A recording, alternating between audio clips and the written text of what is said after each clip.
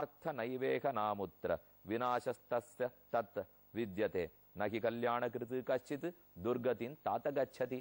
பார்த்த நைவேக நாமுத்திர, ஹே பத்ர பார்த்தா, முதல்ல உனக்கு ஒரு உறுதி அளிக்கிறேன். இங்கோ எங்கோ, இன்றோ என்றோ, நைவேக ந அமுத்திர, இங்கும் அங்கும் இன்றும் அன்றும் என்றாக இருந்தாலும் கர்மயோகத்தை தொடங்கினவனுக்கு விநாசமே கிடையாது. நான் உறுதி அளிக்கிறேன். நான் சொன்னேங்கிறதுக்காகத்தான ஒருத்தர் ஆரம்பிச்சிருக்கார். நகி கல்யாண கிருத்து கஷ்டித்து துர்கத்தின் தாத்த கச்சதி.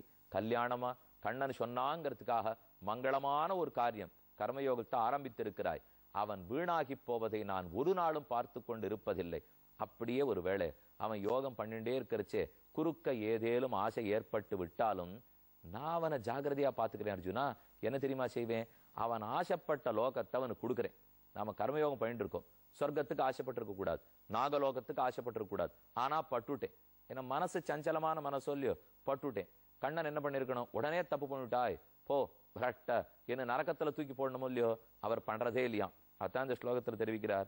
பிராப்பிய புண்ணியகிருதான் லோகான் உஷித்வா சாஸ்வதி சமாஹ சுச்சீனாம் ஸ்ரீமதாங்கேஹே யோக பிரஷ்டா அபிஜாயதே. பிராப்பிய புண்ணியகிருதான் லோகான், அவன் ஆசைப்பட்ட அந்த புண்ணியமான லோகத்தை அவனுக்கு கொடுத்துடுறேன். சிறந்த புண்ணியசாலிகள் எந்த லோகத்தை அடைவார்களோ அந்த லோகத்தை அவன் அடைகிறான். ஆசைப்பட்டபடிக்கு போறான். உஷித்வா சாஸ்வதி சமாஹ, பல்லாண்டுகளுக்கு அங்கே இருந்து சுகத்தை அனுபவிக்கிறான். சரி, அங்க அனுபவம் முடிஞ்சு போச்சு. அனுபவிக்க அனுபவிக்க அவனுக்கே எண்ணம் வந்துடும், எப்பேற்பட்ட கர்மயோகத்தை விட்டுட்டு நாம இங்க வந்தோம், தேவையில்லாததுக்கு ஆசைப்பட்டிருக்கோம். இங்க ஒண்ணு அவளை உயர்த்தியா இல்லையே, இதை விட ஆத்ம சாட்சா்காரம் தானே சிறந்தது, பரமாத்மாவை அடைவுதானே சிறந்தது என்கிற புரிதல் அவனுக்கு ஏற்பட்டு இந்த ஆசைப்பட்டிருக்க வேண்டிய தேவையே இல்லை, ஓ பொழுத வீணாக்கிட்டோமே என்று அவனே அனுதாபப்படுவான். அப்ப நான் என்ன பண்ணணும்? அவனுக்கு இத்தனை நாள் இதை கொடுத்தாச்சு, இனிமே நீ நஷ்டமா போ என்ன சொல்லணும் இல்லையோ, நான் பண்றதில்லை. சுச்சீனாம் ஸ்ரீமதாங்கேஹே யோக பிரட்டா அபிஜாயத்தே. மறுபடியும் சிறந்த பக்தனுடைய வீட்டில் போய் அவனை பிறக்க வைக்கிறேன். ஏன்னா ஒரு பக்தனுடைய வீட்டுல பிறந்தா அப்ப சரியான என்விரான்மெண்ட் நமக்கு கிடைச்சிடுறது இல்லையோ. எங்கோ இருந்தோம்னா சட்டுன்னு பக்தி ஆரம்பிச்சிட முடியாது.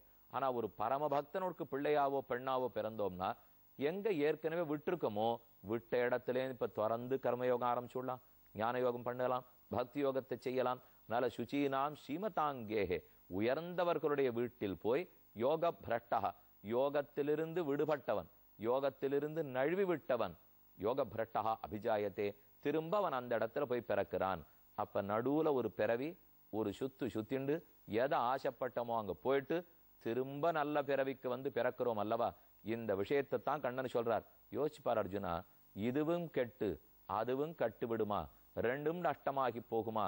நீ கேட்டாய். இப்ப நான் சொல்றேன், ரெண்டுமே கிடைக்கும். இவன் ஆசைப்பட்ட சொர்க்கத்தையும் கொடுக்கிறேன், நன்னத்தான் அனுபவிக்கிறார். மறுபடியும் ஆத்ம சாட்சா்காரத்தையும் கொடுக்கத்தான் போறேன். ஏன்னா அதற்குரிய குடும்பத்துலதான் அவனை பிறக்கவே வைத்திருக்கிறேன். இன்னும் என்ன வேணும் அர்ஜுனா? இது இத்தனை நான் எதுக்கு தெரியுமா செய்யறேன்? நான் சொன்னேங்கிறதுக்காக ஒத்துண்டு கர்மயோகத்தை ஆரம்பித்தான் அல்லவா. நகி கல்யாண கிருத்து கஷ்டித் துர்கத்தின் தாத்த கச்சதி. மங்களமாக கண்ணன் சொன்னான்கிறதுக்காக கர்மயோகத்தை தொடங்கிவிட்டால் அல்ல நேஹாபிக்கிரமநாசோஸ்தி, தொடங்கித்து வீணாப்படுத்து கிடையாது. பிரத்யவாயோன வித்யதே, ஒரே பாப்பம் வந்து சூழ்ந்துட்டு தப்பா போச்சு கிடையவே கிடையாது. அனைத்தையும் கண்ணன் ஏற்றுக்கொண்டு நாம் இதை செய்தாலே ஆனந்தப்படுகிறான். அப்ப இந்த கதையிலிருந்து கீதையில அர்ஜுனன் சொன்னத்திலேருந்து என்ன புரிஞ்சுக்கிறோம்? சிறந்த புண்ணியாத்மா ஒருத்தர் சட்டென்று ஏதோ ஒண்ணுக்கு ஆசைப்பட்டுடுறார். அப்ப அந்த பிறவியை கண்ணன் கொடுக்கிறார். மறுபடியும் பழைய ஒழுங்கான குடும்பத்தில் பிறக்க வைத்து பக்தர்களுக்கிடையிலேயே இருக்க வைத்து விட்ட இடத்திலிருந்து தொடர வைக்கிறார். இப்ப பரதருக்கு அதுதான் இருக்கு. சிறந்த ராஜரிஷி, நன்னாத்தான் தியானத்தில் இருந்தார். ஆனா சட்டுன்னு மான் குட்டியை பத்தி நினைச்சுன்னு பிராணனை விட்டார். அப்ப மான் பிறவி அடைந்தார். திரும்ப அந்த பிறவியிலிருந்து உயர்ந்த குடும்பத்திலே யோகம் பண்ற குடும்பத்துல வந்து பிறந்துட்டாரோ இல்லையோ. இந்த பதில் இப்ப முதல்ல கிடைச்சுடுத்து.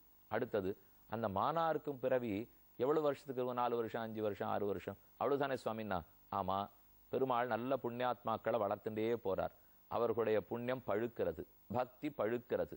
அப்படி இருக்கச்சே ஏதான ஒரே ஒரு பாபம், ஒரே ஒரு குற்றம் இருக்கு, குறைச்சலான குற்றம் இருக்குன்னு வச்சுங்கோ, அதுக்காக பெருமாள் எல்லாரையும் தடுத்து தண்டனை எல்லாம் கொடுத்துறதே இல்லை. சரி, அந்த குற்றத்துக்காக ஒரு சின்ன பிறவி கொடுப்போம், அது ஒரு 4-5 வருஷம் வாழட்டும். அதை முடிஞ்ச உடனே திரும்ப நாம பழைய ராஜபாட்டையில கொண்டு சேர்த்துருவோம்.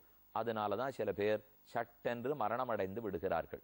அப்படின்னா அவளை நினைச்சு உண்மையிலே நம்ம பிரிஞ்சு போயிட்டாளேங்கிற கவலை இருக்கும்.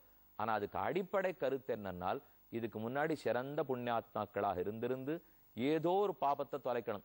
அந்த பாபம் அந்த புண்ணியம் பழுத்து பலத்தை கொடுக்க விடாம தடுக்கும். அதனால பெருமாள் என்ன பண்றார், இந்த பாவத்தை மட்டும் விலக்கிடுவோம், சின்ன தண்டனையா ஒரு சிறு பிறவி கொடுத்து அந்த பாவத்தை தள்ளுட்டு மறுபடியும் பழைய உயர்ந்த பிறவிக்கே அழைத்து போகிறார். ஆகையாலும் அகால மரணத்துல ஒருத்தர் ஏற்பட்டு போச்சுன்னா அப்படியே நாம கலங்கிப்பட வேண்டாம், கலக்கம் இருக்கும், இல்லை என்று நான் சொல்ல வரவில்லை. இருந்தாலும் இந்த உண்மையை நாம மனசுல வச்சுக்கணும் இல்லையோ.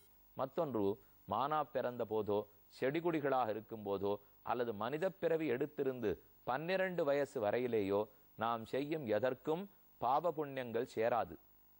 மானுக்கும் பாவ புண்ணியம் சேராது. ஏன்னா அது ஒண்ணு சாஸ்திரம் தெரிஞ்சு பண்ணவே இல்லையே. மனிதனுக்கும் சிறு பிராயத்திலே பாவ புண்ணியங்கள் சேராது, அறியாமல் செய்கிறபடியால். அதனால விட்ட இடத்துலதான் நம்ம தொடரணும். அந்த பாவ புண்ணியம் என்னவோ அதுக்கப்புறம் இந்த மான் பிறவிலையும் பாவ புண்ணியத்தை சேர்த்தாருங்கிறது கிடையாது. பழைய புண்ணியம் என்ன இருந்ததோ அதுல இருந்தே தான் இப்ப தொடர்ந்து வரும். இப்படி பல கேள்விகள், பல பதில்கள். இந்த பதில்களை ஓரளவுக்கு இப்ப நாம பார்த்தோம். இனி பார்க்க வேண்டிய சரித்திரம், பரதர் மானா பிறந்தார், மான் சரீரத்தை விட்டது, மறுபடியும் ஜடபரதராக பிறக்க போகிறார். எங்கு பிறந்தார்? சுச்சீனாம் ஸ்ரீமதாம் கேஹே யோக பிரட்டா அபிஜாயத்தே. மிகச்சிறந்த கர்மயோகம், ஞான யோகம், பக்தி யோகம் அதுல ஈடுபட்டிருக்கிற ஒரு தகப்பனாருக்கு பிள்ளையாக பிறந்தார். ஆனால் இவர் அவற்றில் ஈடுபட்டாரான்னு பார்க்க வேணும்.